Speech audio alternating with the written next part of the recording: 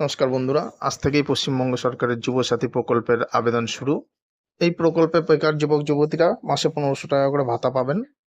এই প্রকল্পের সুবিধা পেতে হলে সর্বপ্রথম পশ্চিমবঙ্গের বাসিন্দা হতে হবে এবং মাধ্যমিক পাস হতে হবে। যারা বিভিন্ন রকম শিক্ষামূলক বৃত্তি ছাড়া আর অন্য কোনো সরকারি প্রকল্পের সুবিধা পায় না, শুধুমাত্র তারাই এই প্রকল্পে আবেদন করতে পারবেন। কোথায় কিভাবে আবেদন থেকে আবেদন করা শুরু সবটাই এই ভিডিওতে জানতে পারবেন। বন্ধুরা, আপাতত অফলাইনে ফর্ম ফিল আপ করে আবেদন করতে হবে। আপনাদের সামনে স্ক্রিনে দুটি ফর্ম দেখতে পাচ্ছেন। এই ধরনের দুটি ফর্ম ফিল আপ করতে হবে। সমস্ত তথ্যই আপনারা এই ভিডিওতে পাবেন। ভিডিওটি শেষ পর্যন্ত দেখুন। আপনারা দেখছেন সহজ সমাধান বাংলা চ্যানেল।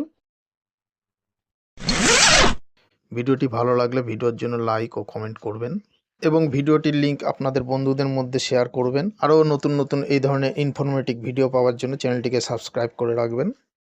চলুন বন্ধুরা দেখে নিই। এটি 1 নম্বর ফর্ম। এই ফর্মটিতে কি করতে হবে?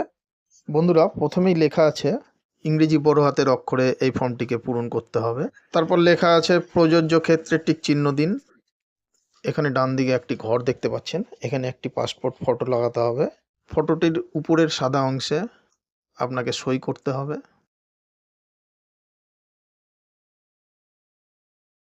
এবার এখানে লেখা আছে দুয়ারে সরকার রেজিস্ট্রেশন নম্বর। এই নম্বরটি আপনারা ক্যাম্প থেকেই পাবেন। তারপরের ঘরটিতে আপনাকে আপনার আধার নম্বরটি দিতে হবে। পরের ঘরটিতে বলছে উপভোক্তার নাম মাধ্যমিক বা সমমানের পরীক্ষা অনুযায়ী, অর্থাৎ আপনি মাধ্যমিক বা মাধ্যমিকের সমমান যে কোনো পরীক্ষা দিয়ে থাকলে তার যে সার্টিফিকেট থাকবে সে সার্টিফিকেট বা অ্যাডমিট মার্কশিটের অনুযায়ী আপনাকে সেই নামটি, আপনার যে নামটি লেখা আছে সেই নামটি দিতে হবে।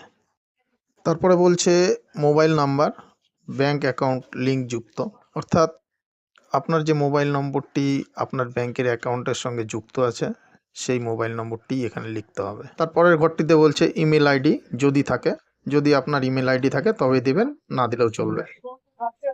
তারপর আছে জেন্ডার মেল ফিমেল অন্যান্য, যেটা আপনার ক্ষেত্রে প্রযোজ্য সেটিতে টিক দিবেন।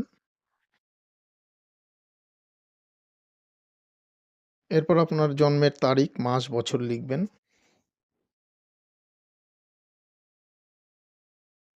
ডান দিকে এখানে বলেছে 1/4/2026 বয়স বছরে, অর্থাৎ এই তারিখের মধ্যে আপনার 21 থেকে 40 বছর বয়স হতে হবে।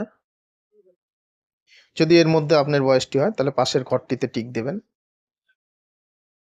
তারপরে ঘরটি পিতার নাম লিখবেন, তার নিচের ঘরটিতে মাতার নাম লিখবেন, তার নিচের ঘরটিতে স্বামী বা স্ত্রী থাকলে তার নামটি লিখবেন। তারপরের ঘরটিতে এসটি এসসি ওবিসি যদি কোনো সার্টিফিকেট থাকে তার নম্বরটা লিখবেন। তারপরে অবিবাহিত হলে সেই ঘরে টিক দিবেন, বিবাহিত হলে সেই ঘরে টিক দিবেন, বিধবা বা বিপত্নিক হলে সেই ঘরে টিক দিবেন, অবিচ্ছিন্ন হলে সেই ঘরে টিক দিবেন, আপনার যেটা হবে সেই ঘরে টিক দিবেন। তারপর নিচে আছে কন্ট্যাক্ট ডিটেলস, অর্থাৎ আপনার যার ঠিকানা আছে সমস্ত ঠিকানাটা দেখে ফিল আপ করবেন। এই ফর্মটি সম্বন্ধে বিস্তারিত বললাম। এবার চলুন দেখে নিই পরের ফর্মটি। এখানে প্রথম ঘরটিতে বলেছে মাধ্যমিক বা সমতুল্য পরীক্ষার বিবরণ, অর্থাৎ আপনি যদি মাধ্যমিক পরীক্ষা বা মাধ্যমিকের সমতুল্য কোনো পরীক্ষা দিয়ে থাকেন তার বিবরণ এখানে দিতে হবে। প্রথম ঘরে রোলটা লিখতে হবে, তারপরের ঘরে সংখ্যা লিখতে হবে, তারপরের ঘরে কোন সালে আপনি পরীক্ষা দিয়েছেন সেটি লিখতে হবে। তার নিচে আছে আপনি কোন বোর্ডের পরীক্ষার্থী সেটিতে টিক দিবেন। তার নিচের ঘরে আছে সর্বোচ্চ শিক্ষাগত যোগ্যতা, অর্থাৎ আপনি সর্বোচ্চ কতদূর পড়াশোনা করেছেন সেটি লিখতে হবে। তার নিচে আছে বর্তমান পেশা, অর্থাৎ আপনি যদি বর্তমানে কোনো পেশার সাথে যুক্ত থাকেন তাহলে সেটি লিখতে হবে।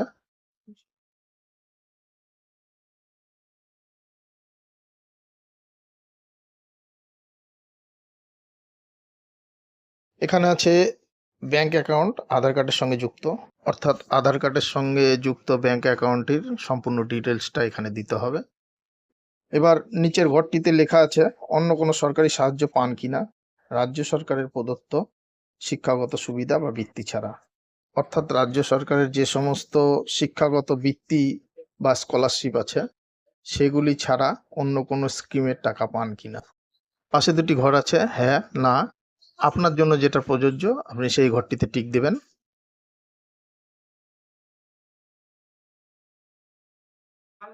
যদি পান তাহলে নিচের ঘরটিতে তার বিস্তারিত দিয়ে দেবেন।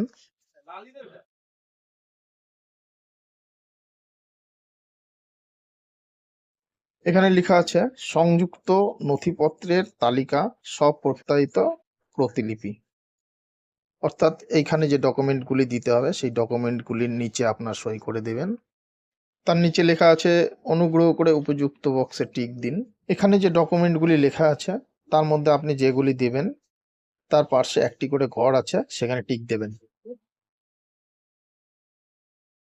এখানে 1 নম্বরে চাইছে মাধ্যমিক বা সমতুল্য পরীক্ষার অ্যাডমিট কার্ড, 2 নম্বরে চাইছে মাধ্যমিক বা সমতুল্য পরীক্ষার মার্কশিট অথবা সার্টিফিকেট, 3 নম্বর আধার কার্ডের কপি, 4 নম্বর ভোটার কার্ডের কপি, 5 নম্বর ব্যাংক অ্যাকাউন্ট পাসবইয়ের প্রথম পাতার কপি অথবা যদি চেক থাকে তাহলে একটি ক্যান্সেল চেক, আর 6 নম্বর বলছে যদি ST/SC OBC সার্টিফিকেট থাকে তার কপি।